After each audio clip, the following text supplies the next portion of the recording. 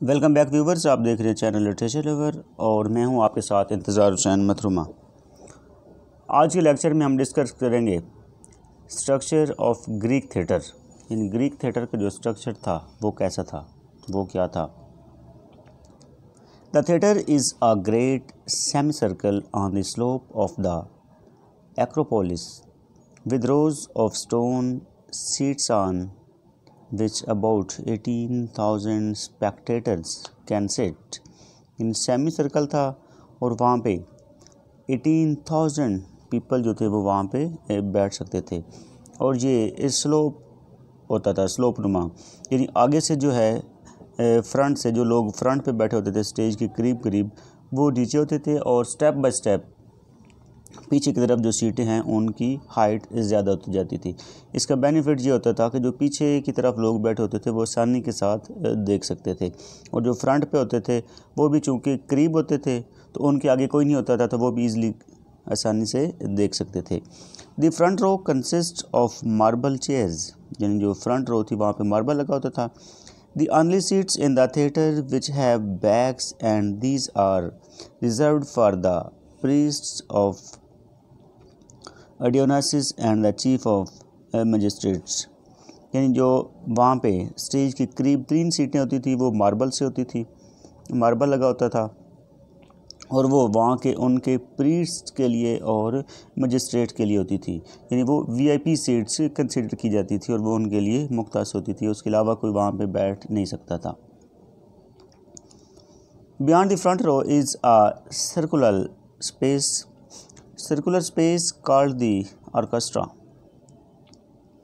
where the chorus sings and in the center of which stands the altar of Dionysus।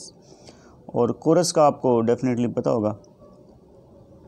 Coarse एक group of people होता है जो वहाँ पे Greek theatre के अंदर, ग्रीक जो ड्रामा होता था, ग्रीक जो ट्रेजेडी या कोई प्ले परफॉर्म किया जाता था, तो उसमें आके वो कुछ ऐसे इवेंट्स को सम टाइम डिस्क्राइब करते थे जो कि ऑन द स्टेज परफॉर्म नहीं हो सकते थे या परफॉर्म नहीं किए जाते थे, और सम टाइम जो परफॉर्म हो रहा होता था उसके बारे में एक्सप्लेन करते थे, और सम टाइम आने वाले जो इंसिडेंट होते थे, जो नियर फ्यूचर में कोई वाक़या वकूफ़ पज़ीर होना होता था, तो उसके बारे में भी बताते थे।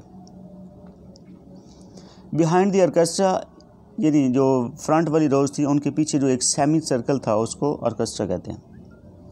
Behind the orchestra is the stage on which the actors will act, at the back of which is a building painted to look like the front of a temple or a palace, to which the actors retire when they are not wanted on the stage or have to change their costumes। यानी back side पे करके एक जगह मुख्तस की जाती थी, एक जगह होती थी, पेंटेड बिल्डिंग होती थी, तो जो एक्टर्स होते थे जब उन्होंने कॉस्ट्यूम्स चेंज करने होते थे, जब उन्होंने अगले नेक्स्ट अपने सीन के लिए प्रिपेयर होना होता था, तैयार होना होता था, तो वहाँ पे जाके अपने कॉस्ट्यूम्स, अपने ड्रेसेस वगैरह चेंज करते थे, और जब वो स्टेज पे नहीं होते थे तो वहाँ पे मौजूद होते थे। That is the whole theatre and all its stage scenery.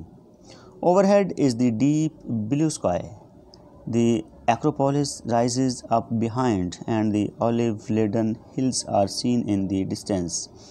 Much will have to be left to the imagination, but the very simplicity of the outward surroundings will make the audience give all their attention to the play and the acting। यानी वहाँ के जो लोग होते थे, जो audience होती थी, वो उनका सबसे ज़्यादा फोकस वहाँ की सीनरी, पेंटिंग एट्सट्रा इन चीज़ों पर नहीं होता था, बल्कि प्ले के ऊपर और एक्टिंग के ऊपर सबसे ज़्यादा फोकस होता था। तो ये ज़रा सादा सा सिंपल सी सेटिंग होती थी उस टाइम पीरियड में। When the play begins, there will only be 3 actors on the stage at once।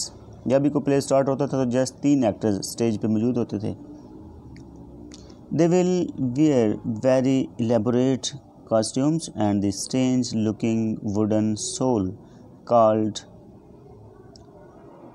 Kothranas or buskin, about 6 inches high on their shoes, to make them look taller and more impressive, and over their faces a curious mask with a wide mouth, so that everyone in that vast audience will hear them। यानी वहाँ पे एक तो उनके जो shoes होते थे उनकी हाइट को ज़्यादा करने के लिए पहनाया जाता था, जैसे हाई हील हमारे पास यूज़ होता, लेकिन उनका एक अपना स्टाइल था। उसके अलावा उनकी जो वॉइस होती थी उसको क्लियर करने के लिए उनको एक मास्क पहनाया जाता था। There will be no curtain and the play is not divided into different acts. Curtain भी नहीं होते थे और वहाँ पे जो प्ले है उसके एक्ट भी नहीं होते थे। When there is a pause in the action, the chorus will fill up the time with their song. जब भी किसी सीन के दरमियान में कोई गैप होता था तो कोरस आकर उस गैप को फिल कर देते थे, वो आकर अपनी परफॉर्मेंस स्टार्ट कर देते। If it is a tragedy, we shall not see the final catastrophe on the stage, but a messenger will appear who will give us an account of what has happened. तो अगर ये tragedy होती थी तो उसके में जो final होता है कैटास्ट्रॉफी, जो फाइनल सीन होता है वो मौजूद नहीं होता था, बल्कि वहाँ पे एक मैसेंजर आकर उस पूरे सीन के बारे में, पूरी एक जो सिचुएशन होती थी उसके बारे में क्या हुआ है वहाँ पे, वो पूरी की पूरी जो चीज़ें थी वो डिपिक्ट कर देता था, वो एक्सप्लेन कर देता था, वो आकर बता देता था। All this is very different from the way in which a modern play is given. But some of the greatest dramas the world possesses were written by Athenian dramatists and acted on this Athenian stage more than 2000 years ago. लेकिन जो modern drama है वो उस drama से, उस time period से काफ़ी मुख्तलिफ है, लेकिन जो बेसिक स्टार्ट है, जो परफॉर्मेंस है वो बेसिकली वहाँ से ही स्टार्ट हुई है, एथन से। एथन वालों ने ही बेसिकली प्ले को जो है वो स्टार्ट किया था। अगर हम बात करें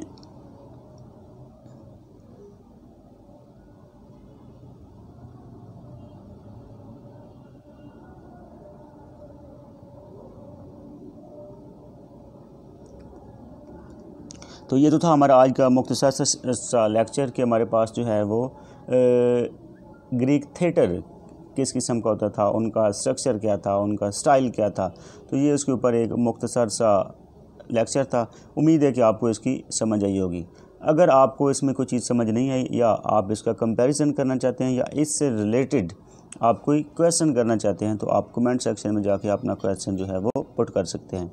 और इस वीडियो के बारे में और इसके मटेरियल के बारे में, स्टफ़ के बारे में भी आप अपनी राय, अपनी ओपिनियन का इजहार कमेंट सेक्शन में जाके कर सकते हैं। और अगर आप न्यू कमर हैं और आपने मेरा चैनल सब्सक्राइब नहीं किया हुआ या आपने अभी विज़िट किया है तो इसका मुख्तसर सा इंट्रो ये है कि ये चैनल में आपको एम इंग्लिश से रिलेटेड या BS ऑनर इंग्लिश से रिलेटेड वीडियोस जो हैं वो अपलोड होती रहती हैं, जो कि एम इंग्लिश वाले स्टूडेंट्स के लिए बहुत ज़्यादा यूज़फुल होती हैं, हेल्पफुल होती हैं। तो अगर आप न्यू कमर हैं तो आप चैनल को सब्सक्राइब कर लें और साथ ही बेल आइकन को भी प्रेस कर दें। तो मिलते हैं अगली वीडियो में, तब तक के लिए अल्लाह हाफ़िज़।